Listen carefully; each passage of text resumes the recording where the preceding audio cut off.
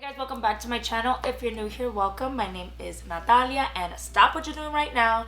Hit that subscribe button. If you're a fan of Miss Universe, then go ahead and subscribe because I'm a fan of Miss Universe. I'm really excited to be filming this video today, and it's actually pretty crazy because I did this video last year. I did a predictions video. I only did one, and I think I did it after the girls arrived, but it's really insane to see how quickly a year goes by. Like, I feel like Catriona, Miss Philippines, just won Miss Universe, and here we are in less than 2 weeks. We're ready to crown the next Miss Universe. I am not a pageant expert. I've never competed in a pageant or anything like that, but growing up, it was a very big deal for my family to watch the pageant. If you're new to my channel, my family's from Puerto Rico, and so in Puerto Rico, it's a big deal. We have 5 crowns that we've won. Hopefully we could bring a 6th. You never know. I'm a huge fan of pageants, and so I like to share my predictions, and I like, interacting with you guys in the comments and seeing who your favorites are. I'm not gonna do my favorites in the continent, separation thing that they've been doing the past couple years now. I am not the biggest fan of that format. I understand that that's the way it is now. But my predictions are just gonna be like my top 15 because that's what it came down to. I have been watching a lot of videos, other people's prediction videos, and getting an idea of what these girls are like. This is gonna be my top 15 in random order up until my top 5. I feel like I know who can hit top 5. We'll see next week. That may freaking change, but it's gonna be random order, and then once we get down to the last 5, then that will be top 5 in no order in particular. Like, I don't have a winner yet, but I have a top 5, if that makes sense. Let's just get into it. So first on my list is Miss France. Her name is Maeva Cook. It's weird the way that they put it on the Miss Universe site. They spelled it on the top M-A-E-V-A, and then under her biography they have M-A''V-A. So I'll have to check to see what her actual name is and how you pronounce it, but she's 25 years old and she speaks English and French. And watching the past couple of years, like the pageant winners, it definitely seems to help a lot if they speak English, again, as of the more recent years. So I think that will play well for her. She's gorgeous. I love her red hair. She is stunning. France just won a couple of years ago, so they know how to prepare for Miss Universe, and so I think that Miss France will definitely place in the top 20 or however they decide to do it this year. Next we have Haiti.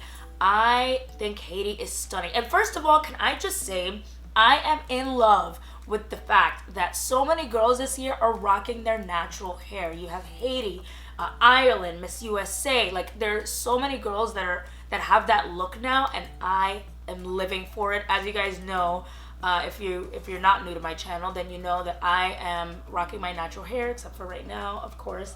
I have it in a bun, but I am all about the natural hair movement, and so I'm so excited to see that so many girls are doing that now. But you have Miss Haiti here, who's 26 years old, like me, and she speaks 4 languages, English, French, Spanish, and Creole, which is the native language in Haiti. There are sirens. Sorry. That's New York City for you guys. Next we have Miss Albania. Miss Albania was one of the early favorites, and as soon as she won, you saw so many people talking about her and how stunning she is, and she is. Like, she's gorgeous. She definitely has like that classic model Miss Universe look, so I think that'll go great for her. She's pretty young. She's 21 years old, and she also speaks English and Albanian. Her name is Cindy Marina, and she's a student studying international relations and global business, so very smart girl, and I think that she'll definitely place as well. Next we have another one of my favorites, which is Miss Ireland. I went to Dublin this year, and I loved it so much, so I feel like I was already gonna root for Ireland just because I had an amazing time there. But when I saw her, I was just like, oh my gosh, I'm so happy that they're embracing their diversity, and she looks so different than any other Miss Ireland that's competed. So many people have been comparing her, or trying to compare her to Miss USA, because Obviously, like, they're tall, slim, curly hair, and all of that, so I get that. But when you look at them in the face, they don't look anything alike. But I'm so happy that they're sending a biracial contestant this year, and she's gorgeous. She's from Dublin. She's also 26, and obviously she speaks English. So I'm rooting for her. Like, I really want her to do well. I think that she's gorgeous. And Miss Ireland has never won Miss Universe, so it would be great if they can crown her and she can bring the crown to Ireland. Like, she's stunning. So I love her. Next, this one is a newer favorite to me, but this is actually the first time that this country has competed in Miss Universe, and that's Miss Bangladesh. Oh my gosh, she is stunning. And just Bengali women in general, like, I've seen so many of them that are just so gorgeous in the face. Her body's amazing. And I think the fact that this is the first year that they're competing could, you know, play well for her. She's just gorgeous. She's 20 years old and she speaks English, Hindi, and Bangla. So love it. Miss Bangladesh, she's stunning. Next, we have one that was in my favorites last year and is absolutely in my favorites this year, and that's Miss Vietnam. She is 27. She only speaks Vietnamese, and I feel like that's something that hurt Miss Vietnam last year. Like, there was an issue with the translator where it seemed like Miss Vietnam said so much and then the translator said like barely 2 sentences.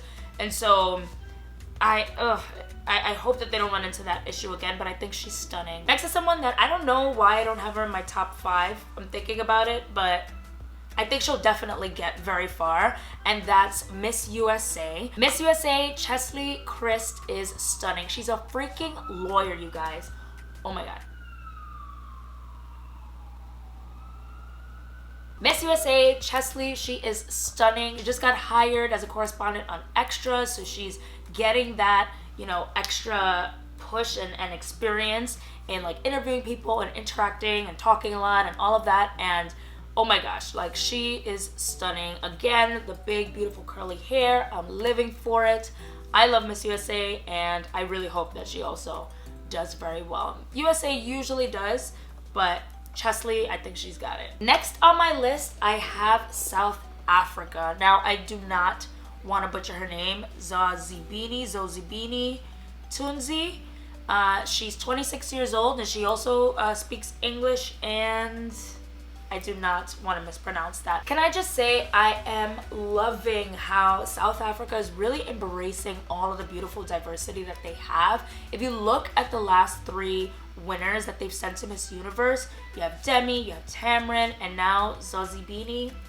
I'm sorry, but all of them are absolutely stunning, and South Africa has done very well. Obviously they won, and then they had first runner-up last year, and so they just know how to prepare for Miss Universe, and she is gorgeous. Her photo on the Miss Universe website is amazing. That green looks amazing on her, so if she comes out rocking green, she's gonna kill it. And so she's gorgeous, and she's a passionate activist and engaged in the fight against gender-based violence. So love her. Like, I think she's absolutely stunning, and South Africa is definitely one to watch. Next on my list, I have Miss Mexico, Sofia Aragon. She's 25 years old, and she also speaks English and Spanish. And Miss Mexico is one that hasn't done too well in the competition since they won back in 2010 with Jimena. And I think Sofia is stunning. I think that she favors Jimena a lot too, so I look at her and they do resemble each other a little bit. But I think Miss Mexico's gonna do well this year. Like, she's absolutely gorgeous. She's a writer who committed her life to helping others who suffer from depression.